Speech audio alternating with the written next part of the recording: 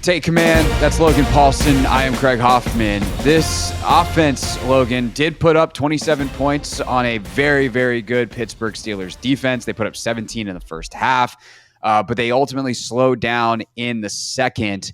And it just was a frustrating offensive tape to watch for me. What about for you? What stood out? Like, what's your, as you put the tape down eventually, like what's the top line of your notes, if you will? Yeah, so usually, you come out and it's the simplest thing that is the reason why something wasn't good. And they just, to me, in this game had too many negative plays. So literally negative yardage plays. I think this is the most negative yardage plays they've had all season, if I remember correctly. Yeah, it's something I think they had 9 in this game or something like that, and they had 52 all season. Yeah, I think was the number. Yeah, so obviously that's a huge thing. So that's sacks, that's rushing efficiency. Also, I think the other thing that sticks out to me is there was just too many, drops, kind of near misses in terms of the passing game. And while this offense is very talented and very good, it's the same thing with the defense. Against a more talented opponent, you can't miss on those. You can't miss those opportunities. And I'm not saying anything that Jayden Daniels or Dan Quinn or Kliff Kingsbury doesn't know. And probably a lot of the fans know that too. But you got to give, and we're going to talk about this more in more detail, but you got to give credit to Pittsburgh because of how quickly they played, the game plan they came up with. They really changed a lot of what they did to kind of affect Jayden Daniels. So kudos to them. But in a game like this, every single play is important, and there just were too many, what I would say is negative or neutral plays that didn't help you kind of progress the offense down the field. Yeah, I think that a couple of things that you bring up there that are worth fleshing out a little bit. One that I'll circle back to in a second is Pittsburgh changing it up, because Jayden was asked after the game directly, did they do anything different? He was like, no, it's what we expected. And I feel like players say that in part because they don't want to, it feels like, it was crazy, or coach didn't tell us any of this stuff was going to happen. Then you're kind of throwing your coach under the bus, or it can be perceived that way, even though it's not actually throwing your coach under the bus. Everyone watches the tape. The tape was the tape. You can anticipate maybe some changes, but Pittsburgh really did, especially in the first half, I feel like, bring a little bit more pressure and do some interesting things that they don't typically do. So I feel like, well, actually, let's just start there. Let's just start with that in terms of the schematic and maybe even not even schematic, but play calling differences of the Pittsburgh that played Washington versus what they had shown on tape. Yeah, so I agree with Jayden to a certain extent. They played cover 3 and they played man, which is what they do all the time. They are a man cover 3 team, and they're going to stop the run. That's what at their core, that's who they are. I think the thing that sticks out to me is just they were in more 5-man pressures than they've been in all year. They were kind of hey, we're going to stop the run and we're going to bring pressures. And in passing situations, obviously they get into their 4-man rush structures, which were very, very effective. And we talked about that post game. Watching those 4 guys rush the passer was fun for me to watch as a fan of football. They're on the same page. Cam Hayward, what is he in year 14 or 15? I think it's actually year 753. Dude, and he looks like he's an amazing football player. His power, his strength, his read and react ability. Obviously, TJ Watt. Highsmith is a guy that does not get enough credit, man. He's awesome. Really good football player. And then Keanu Benton was excellent. So that front was excellent. But in terms of just we're gonna play kind of our odd structure, which they don't do a ton of. We're gonna play our odd structure. We're gonna rush 5, and we're gonna really put Jayden in the heater in a way that we haven't done prior to this year. I think they had the lowest blitz percentage in the NFL coming into this game, and so for them to bring 19 5-man rushes in this game is statistically way higher than it would normally be. But in terms of the coverage structure, the man, the cover 3, the aggressive press on the outside, that's who they are. But I'm saying in terms of maybe a better way to put it, in terms of how they applied it with the pressure stuff, that's maybe a little bit different. Yeah, I think that's really well put. Just the couple of slight changes were good, and it also created matchups. Because the other thing with Pittsburgh is Robert Mays had this stat on the Athletic Football Show. They not led. What's the opposite? They're worst in the league of unblocked pressures, right? Yes. In terms of generating free runners, they only had 5 coming into the game. 5, because they don't blitz like that. Yeah. But it's not like they're last in the league in pressures. They just don't get free runners in the way that other teams do, where they kind of sell out. And it's, the Commanders get a decent amount of those where they're able to get someone free and just, come in. And, something we didn't even talk about with the defense, like some of the key penalties, like Shin had that roughing call, like it's an unblocked pressure. Unfortunately, it ends poorly for Washington. But like the way Pittsburgh gets pressure is they kick your ass. Like the tackles in this game, and we'll talk about the run game a little bit more here in a second. And I think that's where Trent Scott showed up a little bit more, and not necessarily in a great way, where it's like, yeah, this guy's a fourth tackle and you're going to have to do the best you can. But for as great as Brandon Coleman was 2 weeks ago, he had a really tough time with Alex Highsmith. It was like Alex Highsmith is a veteran, excellent player, and he saw a rookie and he was matched up with him one-on-one a ton, and he just bullied him, because that's what happens sometimes to rookies in the NFL. It doesn't make me change my long-term purview on Brandon Coleman, but like dude's falling all over the place, getting bull rushed, missed assignments, all of it. And Pittsburgh had a really good plan. Again, not necessarily to just get free runners everywhere, but to create the matchups they want that they knew they could win, and then they went and won them. No, I think that's 100% right. And I think we talked about it post-game, talked about it now. They're a good defense, and they played like a good defense, and they played like a Steelers defense. And like there's this cultural weight, like when you play Pittsburgh, when you play Baltimore, like as a former player, like it was the same thing. You go into Baltimore or go into Pittsburgh, and it's going to be like a mouthpiece chin strap, like it's going to be a 4-round heavyweight fight. And that's just how they've always been. And so kudos to Mike Tomlin for cultivating that culture. And then couple that with a guy who understands defense at a high level. Like you're going to get a tough matchup for the offense. And it did feel like, just watching on the field, that it felt a little bit like a playoff game, is what it felt like to me when I was watching on the sideline. It just had a little bit more juice. And I think I don't know. No one would ever admit this, but I think maybe that just little slight uptick in intensity, is maybe why Brandon Coleman struggles a little bit, because it's not like there's certain times he knows what to do. It's just he's not doing it fast enough. He's not doing it with enough urgency. The slight incompletions that Jayden's got in the game, like just a little bit geeked up. The windows are a little bit tighter. The defensive line's compressing that pocket a little bit more. And that's kind of what it felt like to me, and it just felt like there was just a little uptick, and everyone was even like Luke McCaffrey. Like I haven't seen Luke drop a ball since he's been here. And he drops that one on the sideline. You know what I mean? Like, which is kind of like it's a late throw. You think that was a drop or versus a PBU? So when you slow it down, like I went back and watched it, like it's ball right through his hands, hits him in the chest, and the receiver punches through. Yeah. So again, like that's one where you're like, man, like he doesn't do that usually. And then Zach, like when was the last time you saw Zach like drop a ball ever? Hit him in the chest. And so like brutal. He never does that. And I think it's just there was a slight. Like it was just a little bit more urgent. I've been a part of teams where we're kind of punching above our weight, and that extra little bit of urgency, like it was subconscious, right? But you miss some stuff. And that's to me, and again, maybe I'm projecting based on my past experience, which is probably exactly what I'm doing. But like that's what it felt like to me, watching the bench, watching the field. And this is good because ultimately you learn from this and you say, we do have another gear. We can get there. And like, how do we make sure we're ready for these big games? Because there's a big one coming up on Thursday. Like, I bet you this team will feel that and be ready to go because they've just done it. Yeah, I think whether it's the subconscious adrenaline, if you will, that you're talking about, or just the task is a little bit harder. There's a little more weight on the bar, if you will. Yeah, that's exactly right.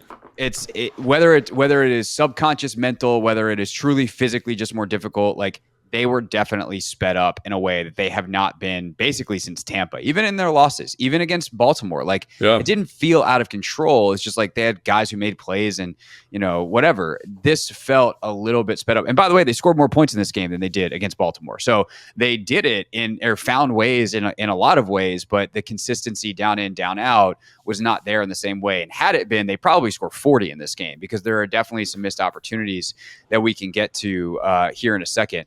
Just real quick before I lose this train of thought, then I want to talk about the run game. Although these things go together, I think to a point. Like, man, not just the guys that you've already mentioned, like some of the players on this defense. One, Patrick Queen had the game of the year for him. He has not had a good year. That is easily. I was talking with Brooke Pryor, who I had on the show last week, ESPN's reporter for the Steelers. Afterwards, yesterday we were texting, and she's like, "Yeah, that's the best game PQ's played all year."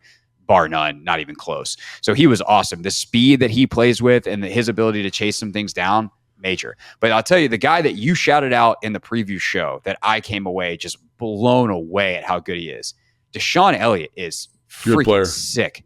That their safety number 25, that dude is all over the tape making plays, and it's tackles at the line of scrimmage with huge thump, the physicality, the speed. Like the good news is you're not going to face a lot of defenses, if any more defenses this year, that have guys that can do that. So it's not like schematically, although there were some things that Pittsburgh did very well that were smart to help limit the offense in multiple ways, you have to have the dudes to be able to do it. And Pittsburgh's dudes duded out in this game in such a major way that it doesn't actually scare me that much moving forward. Not that Washington's going to go put up 40 a game, but like what Pittsburgh did was fairly unique to Pittsburgh. Yeah, and again, like you mentioned, the personnel. Like there was a play where they're kind of in a what is it, a spread out formation. Tight end's off the ball to the right. They're running kind of like a wanda, so runs going to the right, tight end's going back to the left, and it looks like it's man coverage. And so what you're hoping is that Elliott would track with Zach as he goes back to sift, and you get it happens all the time. You get this huge gaping hole to the front side of the run because the player that's fitting the B gap is now actually the corner, and the corner doesn't recognize it until it's too late.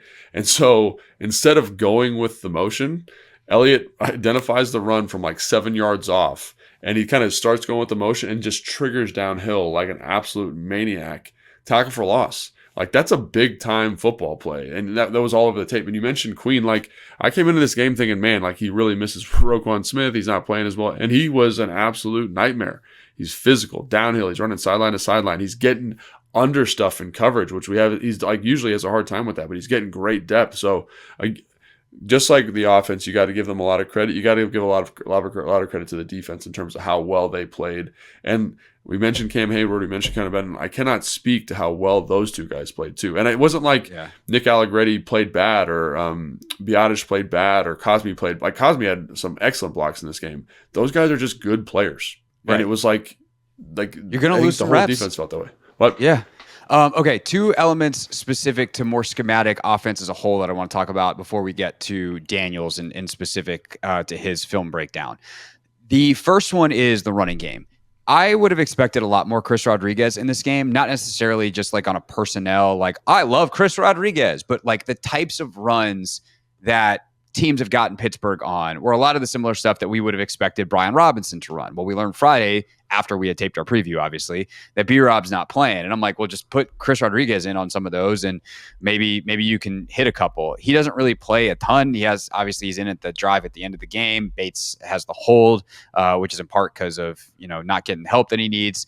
But the run choices, kind of the run game in general, the execution, what did you make of how they ran the football, or more specifically, did not run the football very successfully in this game against, by the way, for context, of course, the second best run defense in EPA per play in the league. So we knew it would be tough sledding going in.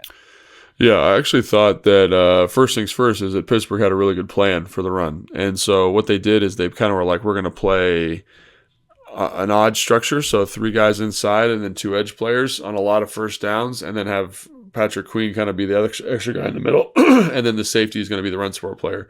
You can only do that if you play like pretty tight man coverage on the outside. So they were like, we're going to play pretty tight man on the outside. We're going to kind of play this heavier box, because like when you're in that odd structure, you can't get, so when you're running a Wanda run, you're always trying to get those 2 double teams inside to the linebackers. And in the 4 down front, you can, because the tight end can cut the backside guy out. The tackle reaches the front side guy. You get 2 double teams inside.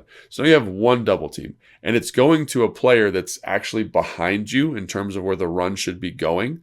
And so there's a lot of times where Patrick Queen, you just can't get the combination to him, and he's just going to run downhill and make the tackle. And so I thought that was a really good plan. Obviously there's a lot of pin pull stuff that the Commanders do, and it's the same type of thing. When you're in that structure, that kind of bear, jam-ish type structure, the combinations get a little bit weird. The pulls get a little bit harder. Like there's a little bit more noise and bodies there. And so they did a great job.